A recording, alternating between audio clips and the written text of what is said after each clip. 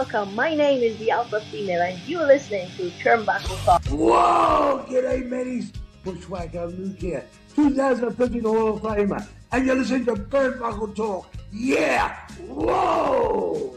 This is pro wrestling's only modern-day Viking Gunner, and you're on Turnbuckle Talk. Hey, this is Nick Magnus Tollers, and you're listening to Turnbuckle Talk. Hi, this is Leva Blue Pants Bates, and you are listening to Turnbuckle Talk. Hey, this is Jeff Jarrett, the king of the mountain and founder of Global Force Wrestling, and you're listening to Turnbuckle Talk. Hey, fellas, you guys have a great day, and this is only because I'm talking to Canadians. It is actually spitting snow in Tennessee. See? Oh my God!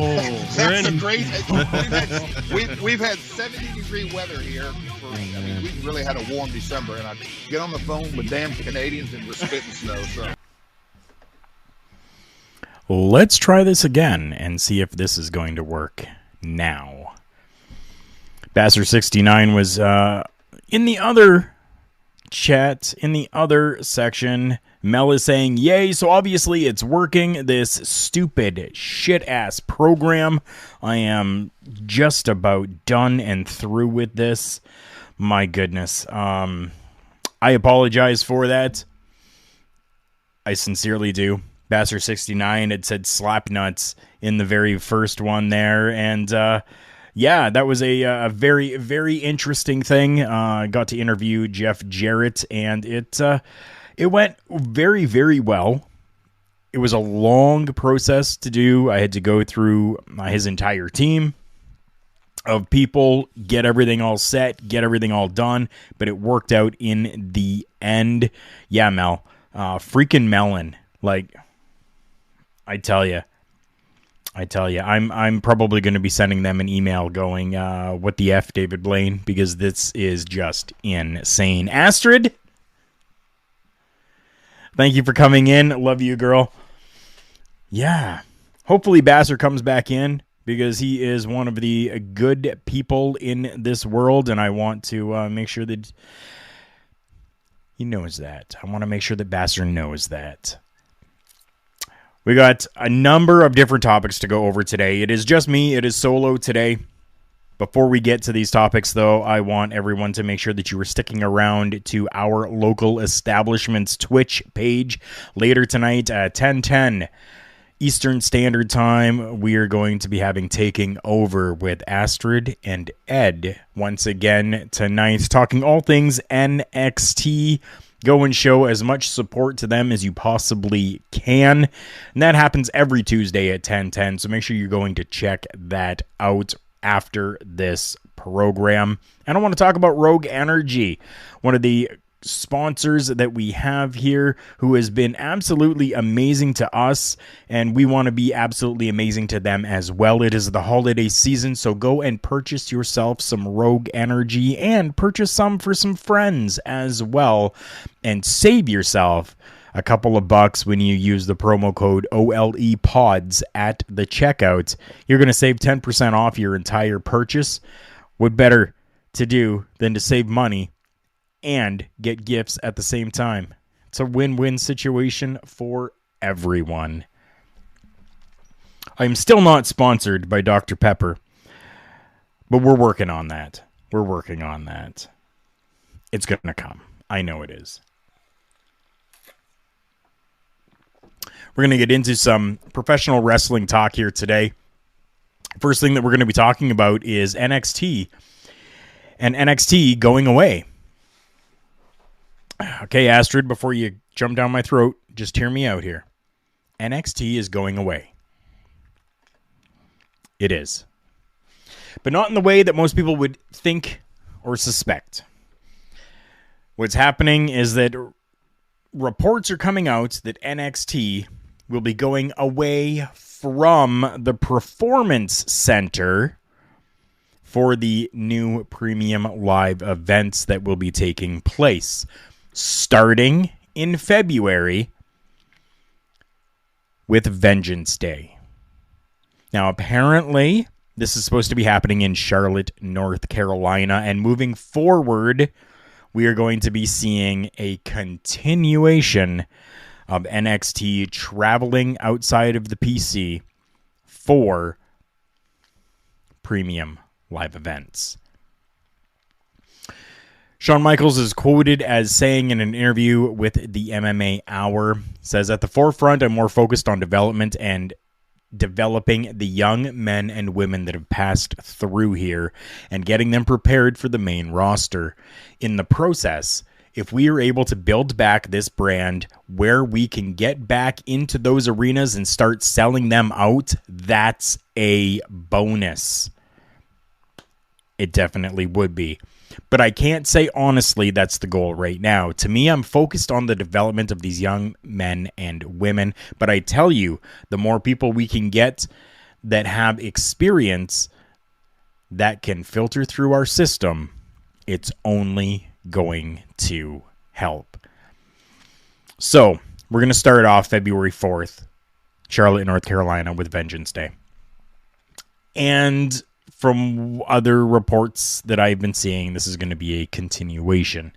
It's going to continue on, going through in different places, in different arenas, which I am very much so happy about. We need that expansion, I believe. Anyways, I think that expansion is going to be great for business because it's going to get the product on more people's eyes. Is going to be able to allow more people to go to a WWE premium live event. Even if it is NXT, it's still a WWE product.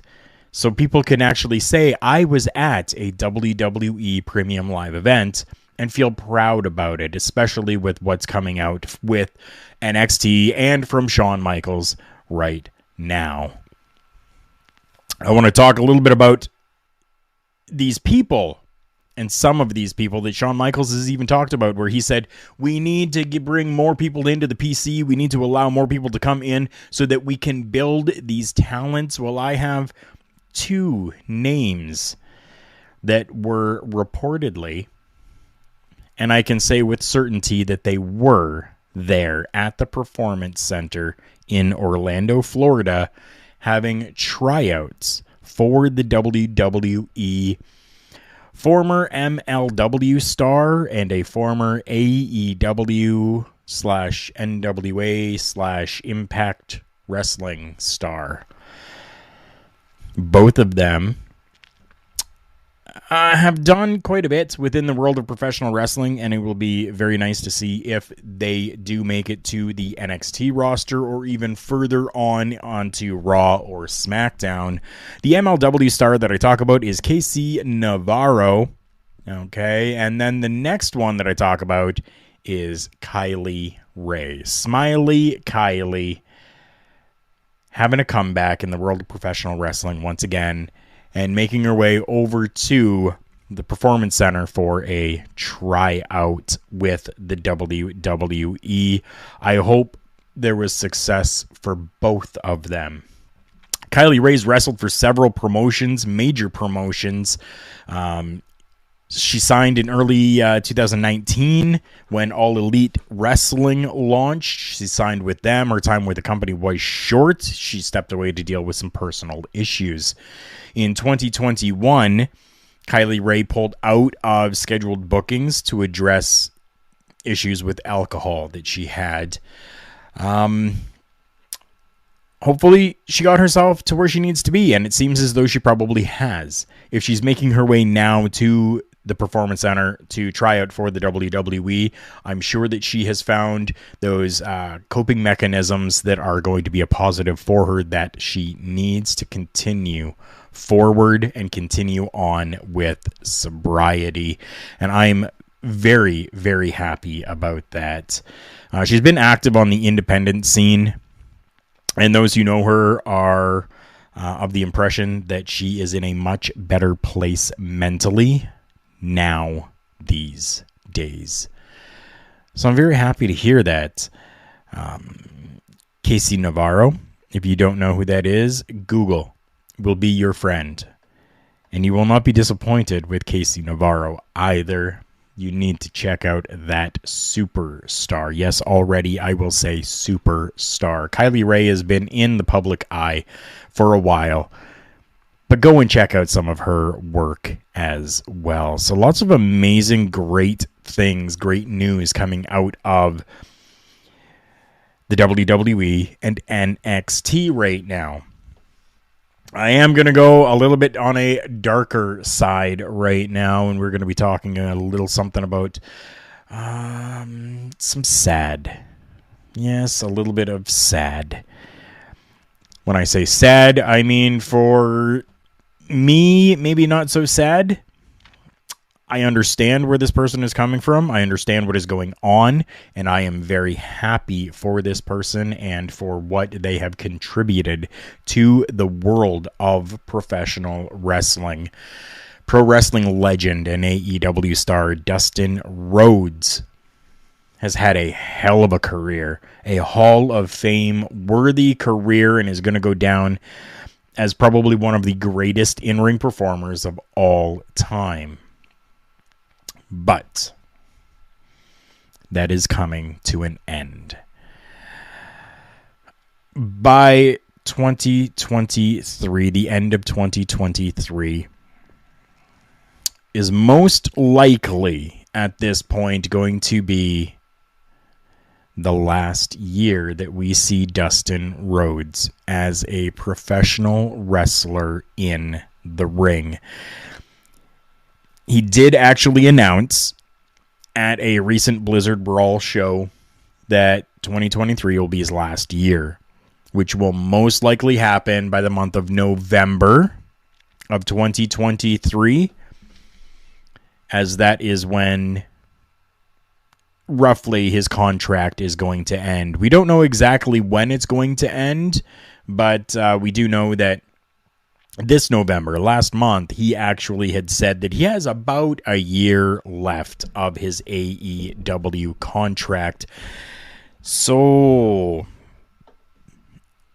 if you want to see Dustin Rhodes live, you better make sure that you go and do it very, very soon, because, yeah, it is coming to an end. Dustin Rhodes, most notably known in the WWE as Goldust, made his wrestling debut actually in 1988. Worked a number of different runs on and off within the WWE from 1995 to 2019. He also worked with TNA Wrestling and WCW. He's a former two-time WCW Tag Team Champion, a one-time six-man Tag Team Champion within WCW, a two-time United States Heavyweight Champion with WCW, three-time WWE Intercontinental Champion, nine-time Hardcore Champion, one-time WWE Tag Team Champion, one-time WWE World Tag Team Champion, and a two-time WWE Tag Team Champion. So the differentiation between like the Raw and the SmackDown championships going on there. Known as the Natural Dustin Rhodes is working currently as a coach in AEW. He last competed for the promotion actually on in August on an episode of Rampage, where he came up short against Claudio for the ROH title. Yeah, that's about all that we really have at this point, anyways, when it comes to Dustin Rhodes, and kind of what he said at this Blizzard Brawl. Chris Best coming in. Thank you for coming in, my friend. How are you? I hope you are doing well. Speaking of former people, and people being gone from AEW, we have another name that is gone from AEW right now. At least that's what we think. This person was essentially written off of television after being carted away by medical professionals. We're seeing William Regal's time with AEW come to an end. The main event of Full Gear saw MJF defeat Jon Moxley to become the new AEW World Champion with an assist from Sir William Regal, who handed brass knuckles over to MJF to knock out Blackpool Combat Club's John Moxley on last Wednesday's episode of Dynamite. We saw MJF brutally attack William Regal with the same brass knuckles as a way to write him off of AEW television. There's actually been reports as well that this is all because he has somewhere else to go. Oh, there we go, Chris. Yes. Chris Best coming in saying Jim Ross himself actually confirmed Regal's departure. Yes, he did. So now, tomorrow night on AEW Dynamite, we were supposed to be having Tony Khan come out and discuss the William Regal situation, I guess. I don't know if there really is any type of situation going on, but hopefully this is done in a very classy way. So I'm going to give you the report that comes from Mr. Meltzer. So take this however you want, with a grain of salt. Okay. Meltzer is actually reporting that Regal is officially gone from AEW, and something will be going down on Wednesday to address certain aspects of the situation. The storyline with the Blackpool Combat Club will continue in some way, but Regal is definitely, and these are his words, but Regal is definitely returning to the WWE.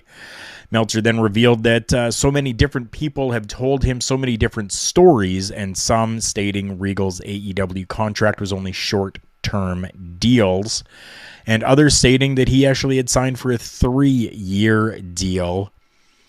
And there are those who stated that he had an out in his AEW contract. So, again, with a grain of salt, coming from Dave Meltzer, who himself kind of, in a roundabout way, covered his own ass, says Regal's gone. And he's going back to the WWE. But I'm being told that it was only short-term contracts that he had from some, and long-term contracts from others. So, I don't know. Essentially is what Meltzer said there. Wherever Regal goes, I'm happy for him. Right? It's so true. Meltzer's usual answer, I don't know. It's very true. I just ad-libbed that in there for him, but I hope William Regal does not leave AEW, because AEW needs a mind like William Regal.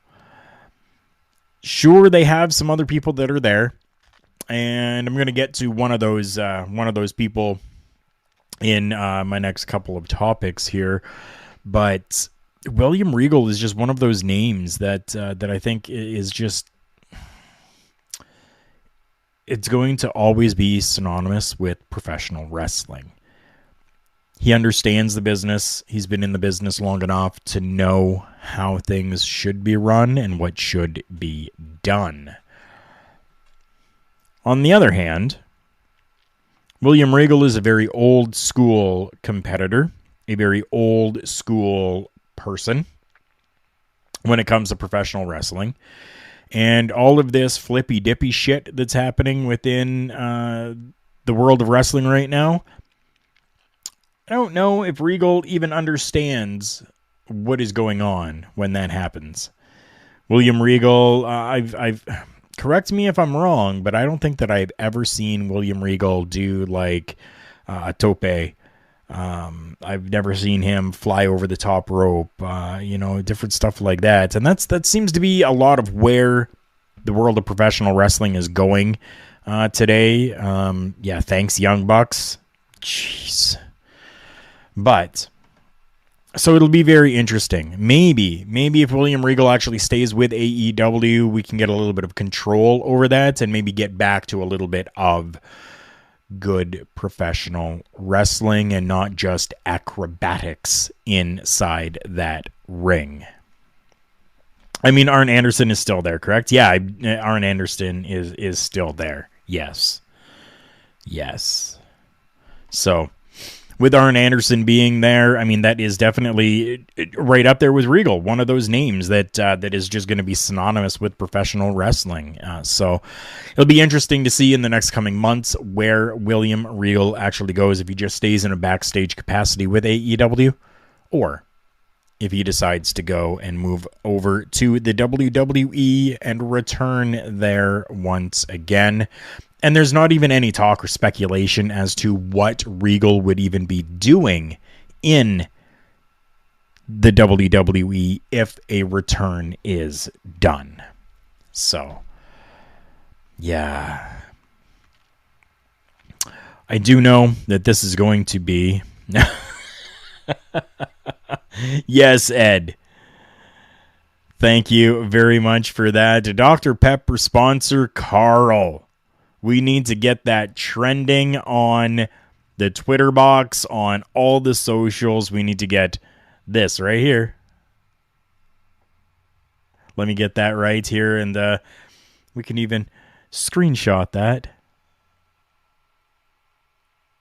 We need to get that. No. That mustache was all in the way. Let's see here now.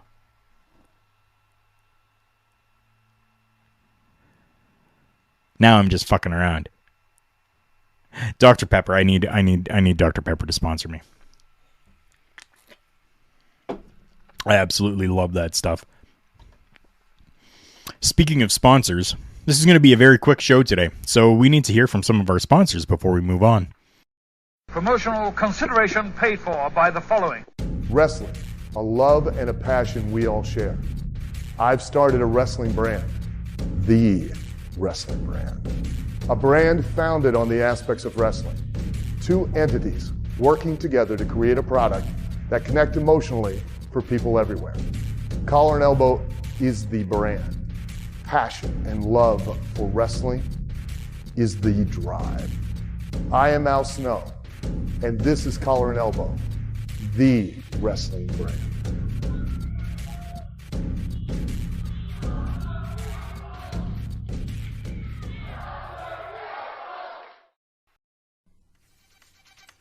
The official Turnbuckle Studio shop is open. Official merchandise from all the favorite shows, plus merchandise you can only find here. Stuff from Turnbuckle Studios. Carl Carafel unboxes. The Boar's Nest with Bubba Duke. Miscellaneous products that you can only find here. Beats and Beatdowns. And Turnbuckle Talk. Find all this merchandise exclusively at carlcarafel.redbubble.com. And thank you for bearing with me through those commercial breaks. My name is Carl Carafel, and this is Turnbuckle Talk, episode 299, happening right now.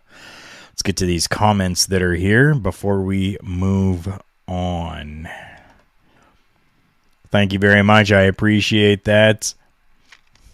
Bam on top, tabbed. Thank you so much. Chris Best coming in saying, I think I know what they could do with Regal in the WWE. I think he'd be the best suited, or he would be best suited assisting with the revamp of NXT Europe that's supposed to happen.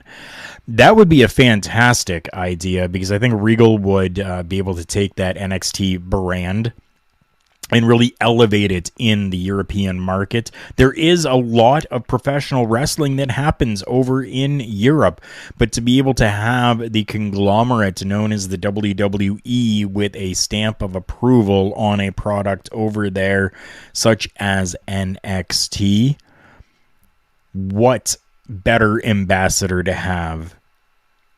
What better person to have running that show than Sir William Regal? I think that's a very fantastic idea, Chris, and I think it's something that should definitely be taken a look at by Triple H. The person who is now running, essentially, he's running the company. We had somebody who was running the company before. His name was Vincent Kennedy McMahon. Well, we got a little bit of new information when it surrounds Vince McMahon, and I'm going to read through here for a moment. It says WWE recently announced via a brand new SEC filing that the special committee investigation on Vince McMahon has now ended, and that the special committee that did the investigation has been disbanded.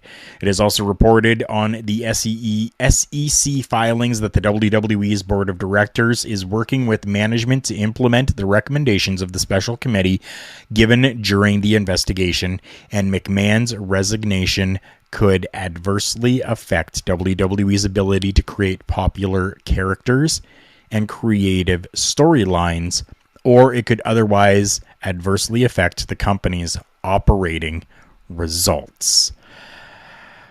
I don't know how I feel about that right now. There was also mention that Vince McMahon is still the biggest shareholder in the WWE and that his daughter, Stephanie McMahon, is the co-CEO, but Mr. McMahon can effectively exercise control over all affairs, which has led to speculation that Vince could still return to the company, though a spokesperson said Vince is done, and will not be returning to the company any longer following his retirement.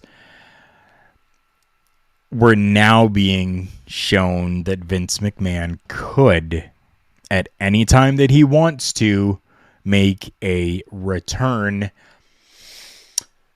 I don't want to see that happen. We are seeing such good things coming from the WWE right now that I fear that the company will go back into, let's say, a recession of sorts and really falter. I agree with you. Chris says, oh God, no. He needs to stay away and just collect his checks. And I think at this time that, I would agree with that. He just needs to collect his checks and just be done with it. Vince McMahon retired from the WWE this past July after the former CEO had paid out nearly $20 million in previously unrecorded expenses, almost $15 million of which were hush money for sexual misconduct allegations he received from several women over the past 16 years. $5 million of that going to former United States President Donald Trump's now defunct foundation through donations in 2007 and 2009. This is something that I really do not want to see. I don't want to see Vince McMahon actually come back and make a return to the WWE in any way, shape, form, or fashion. Let him just continue to hold the majority share until the time of his demise, his passing, whatever it may be, and then those shares can be looked at after that, whether they just go back into a pool for more shareholders to purchase, or whether those are things that are going to be set aside as an inheritance. I don't know at this point, but Vince McMahon just needs to stay away. One of the really good things that I think has come from this new era, this new regime within Triple H and head of the company, is something that I alluded to a little bit last night while we were doing a Monday Night Raw watch along with myself and the Chris Parrish, where I talked about people that are being hired and what's going to happen with them. So I'm seeing a lot of reports from a lot of different people that are all confirming and saying the exact same thing. is that the majority of these new people that are being hired within the company are being hired on smaller dates. So instead of them, yes, keep John Laryngitis away as well. Yes, 100%. Triple H has gone and brought in these different stars, returning stars, brought people back. Normally, within the old time of WWE, when you signed a contract, you were signing for like 300 days out of the year. You're working twice on Sunday. Doesn't matter. You're working. Well, after going through, taking a look at things, taking a look at studies, seeing how the effects of this physicality has been on a person, things are slowly starting to change. And within the WWE, one of those changes is that contracts are not being set for 250 to 300 days of the year anymore. They're more being set to like 120 days. Which then leads us to situations of, if we only have these people for 120 days, including television and non-televised shows, if we only have them for 120 dates or 100 dates out of 365, what are we going to do with them? Well, here's what's going to happen. And here's kind of almost, we've been maybe seeing it a little bit already. We have, I don't want to say a bloated roster within the WWE, but we do have a large talent pool within the WWE right now. And some of those names just go by the wayside. And we really don't see them. We don't get to experience their level of talent, because there's always a focus on those other stars. Well, with having shorter dates and shorter time within the year for you to actually work, that is now allowing shorter storylines and allowing for more people to get a focus put on them. Short of like Akira Tozawa being within the 24/7 championship bullshit fiasco cluster that happened, did we really see Akira Tozawa doing anything? We really didn't. But we did last night on Monday Night Raw. We actually got to see Akira Tozawa inside a Monday Night Raw ring actually performing. Not just some stupid sketch that he's doing in the back for a roll-up and a 24/7 championship win bull crap going on. We're actually starting to see more and more of these other superstars within the company getting some time on television, and I absolutely love that right now. We don't always have to have our focus on, the big top tiered names. No, those big top tiered names are going to always be those names. But you're never going to be able to create those names if you're not allowing your audience to see these other people that are there and available. This is Chris. Chris is saying, I kind of like that Hunter is doing this. Not only does it give guys a chance to shine, but it keeps every character fresh. That is exactly spot on. That is exactly what I love about this entire thing, is that we're not getting the same 12 to 15 people on our screens the entire year through. We're now going to be able to see more people on our television screen which just makes me happy, because that means that there's going to be more professional wrestling. That means that there's going to be more names that I get to take a look at. That means that product is going to get more of a focus on it as well, because people aren't going to be going, oh, I was watching this 10 months ago and it was, Seth Rollins and Riddle, and it's still that same shit happening. Well, no, now people are going to get a little bit more excited, and they're going to be saying, holy shit, I don't know who that is, but I really enjoyed that matchup and I want to see more. So very good on Triple H for doing that. And that was just a little side thing that I had thought about yesterday, and I'm like, I really want to talk about that, so I'm glad that I was able to in this context. Someone that has been part of the WWE before, been part of Impact Wrestling, been part of several different promotions. I mean, he even tried to take a global force and make it shine. We're talking the name Jeff Jarrett just in a moment. Chris says it harkens back to the 80s and early 90s when we didn't see everyone every week. That's exactly true. And that's what I enjoy. I'm 41 years old. Yes, I'm a 41-year-old man sitting in front of a screen with a camera and a microphone talking about professional wrestling. Get over it.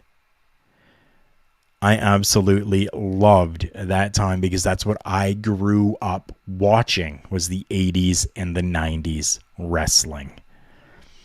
So to see that kind of come back in a new way makes me happy and makes me excited once again. And we all know that maybe you don't know, this program was actually two of us for a while. There was myself and there was my longtime friend Joe as well. Corporate Joe, Big Joe, Mighty Joe, whatever Joe he's going to go by. He really fell away from professional wrestling because of the bullshit that was happening within the WWE, because we did talk a lot about the WWE. It's the largest company in the world, so of course we're going to. And he really fell away, and he shied away from the actual product of professional wrestling itself, because for us here in North America, it's a little harder for us to be able to get like New Japan wrestling, which I love watching. Joe loves watching. But it isn't something that was readily available for us to be able to keep up on while we're doing shows. So he took a step back. And I took over the reins. Not Romans, but I took over the reins, and I continued this on. Joe has even messaged me. Joe has even said on past watch-alongs that he's actually starting to get a little bit excited about this product that the WWE is showing us as well. And again, I think it all boils down to and comes back to hearkening to the days of the 1980s and the early 1990s, when the majority of us loved and started watching professional wrestling. Jeff Jarrett. Jeff Jarrett signs. Jeff Jarrett signs with a company. Jeff Jarrett signs with All Elite Wrestling. Did we expect anything else? We recently saw him on AEW programming, and I really didn't expect anything else to come from this, except that he was going to be joining All Elite Wrestling in some form, fashion, capacity. He hasn't signed, though, as a talent. Jeff Jarrett has actually signed a full-time AEW deal as... Okay, Jeff, I love you. I really do. You have been a favorite of mine for a long time. I worked my ass off to get an interview with you that went fantastic. He has been signed as Director of Business Development. Wah, wah. And I only say that because I'm going to use the example of Global Force Wrestling, where Jeff Jarrett tried to create his own promotion, Global Force Wrestling, and nothing really came of it. I think he had a hand in kind of a small demise of TNA, Impact Wrestling, as well. So I'm not sure how well this is going to be for AEW to have Jeff Jarrett as the Director of Business Development when he couldn't develop a company on his own. Now, this might be different. Definitely might be. Because he's got the backing of other people there with him as well. So I'm hoping, and I'm very hopeful that this works out and that he really can take this new job, this new title, this new rank that he has, and really make it into something. Because yes, I think even AEW, even as big as it is right now, I think it definitely does deserve more shine on it, I guess you could say, but in a good way. So Jeff Jarrett as Director of Business Development, let's hope that he can. That's about all that I'm going to say. Let's hope that he can. It's going to take us to the final topic for today. Top 100. AEW, part of this list. AAA, part of this list. New Japan, part of this list. Ring of Honor, part of this list. But as usual, the WWE made the top of this list. Pro Wrestling Illustrated has put out their top 100 tag teams for 2022. I have the full list in front of me here. I'm only going to mention a few of them here that I think were very, very notable to be on here.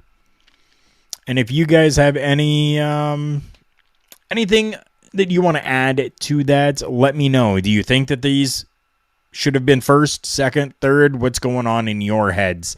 Number 1, the undisputed WWE Tag Team Champions, the Usos. Number 1. Number 2, who I would have personally put as number 1. We're talking AAA, IWGP, Ring of Honor, World Tag Team Champions. Yes, all 3 separate championships with different companies. FTR.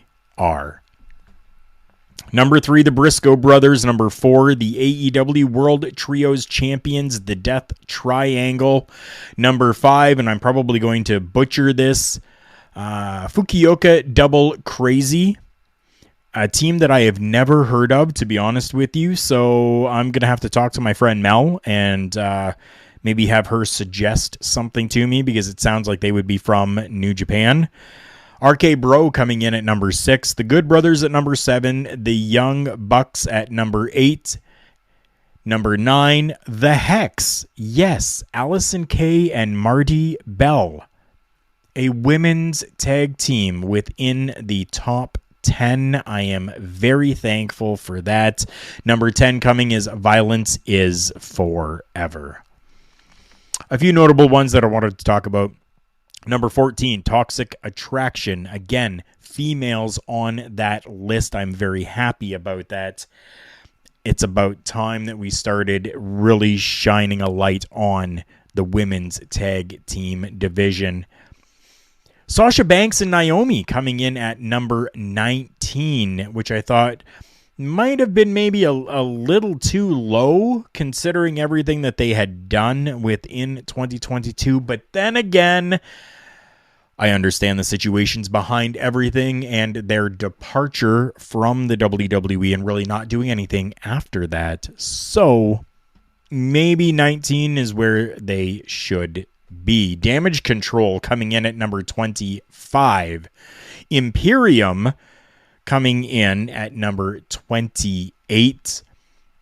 The Alpha Academy, Chad Gable and Otis, yes, coming in at number 32.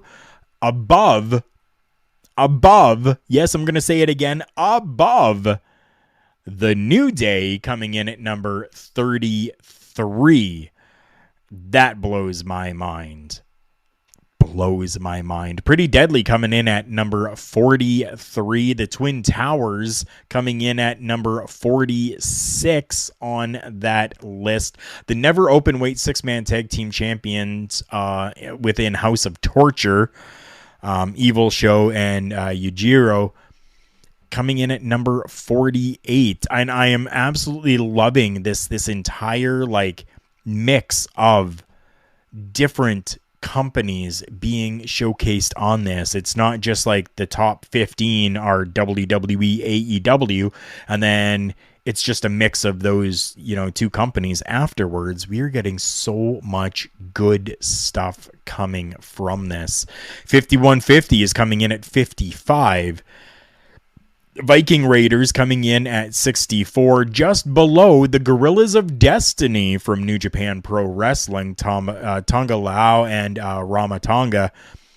Amazing tag team, them as well. GOD is absolutely fantastic. Galaxy Punch coming in at number 72.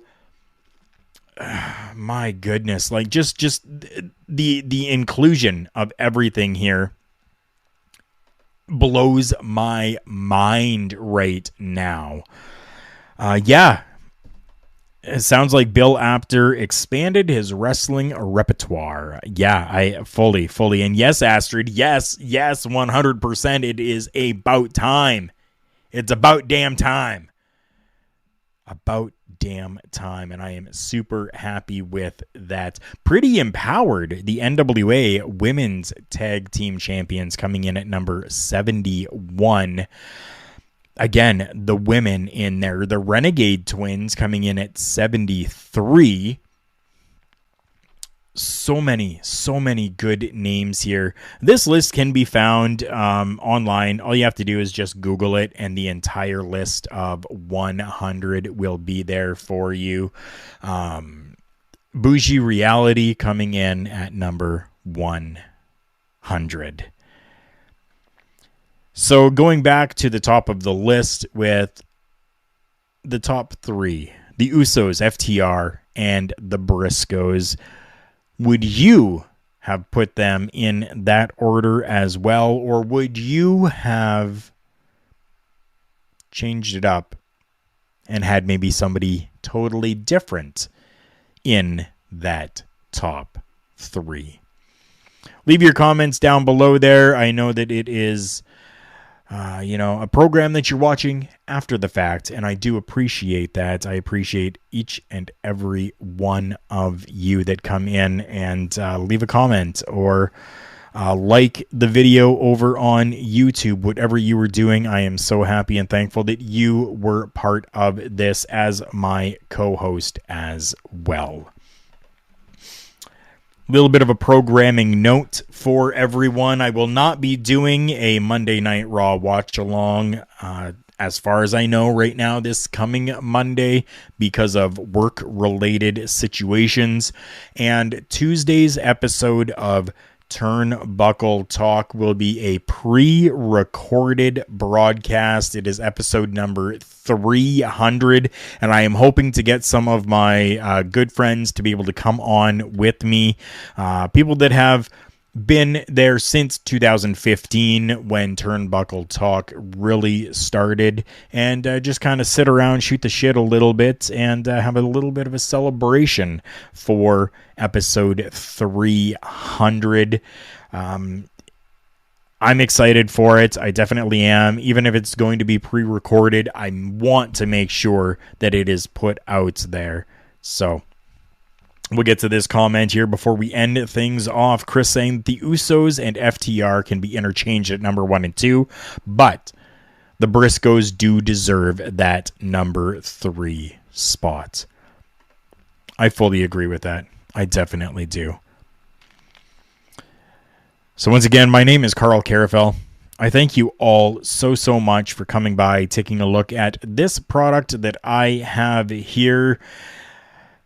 And I want you to go and check out everything having to do with our local establishment as well. I'm going to make this a little bigger here for everyone so that you can see that is the logo for our local establishment. Go and find that logo right there. This logo here. Oh, camera. There we go. This logo right here. Go and find that. There are so many different shows that are available on that podcasting network, from Beats and Beatdowns, which is a show that I do with my good friend Bobby Munson, to the NXT show taking over. There is the Bravado, another show that happens over there that is not professional wrestling based. There is Paramindful, where we talk all things, and I'm going to use Mel's wording, spooky ooky-ish. Go and check that out as well. There is a plethora of different content available with our local establishment. Go and follow that Twitch page, and just make sure that you're notified when we go live. That way you can hop right over and be part of all of the action. Thank you so much for joining me. Till the next one, remember, the world's a scary place. Take care of each other.